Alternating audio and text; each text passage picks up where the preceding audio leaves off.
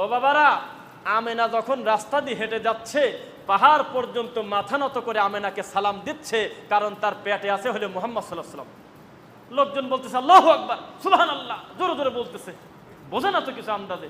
পাশ থেকে একজন সালাফি মানহাজ বোঝে একটা ছেলে বলতেছে, হুজুর এটা আছে কোন জায়গা, এটা কোন জায়গা আছে? তো কছে সিরাতে হাল বেয়ায় আছে। তাহলে আমি কি আপনাকে এই কথা বলছি?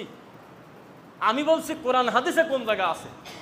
তখন সে রাগি কয়, এই আমার কিতাবের ব্যাগ আনতো, আমি ওয়াজি করবো না, এরা খালি বেশি বোঝে। শেষ শেষ, থাকতে হবে কোরআনে, থাকতে হবে হাদিসে।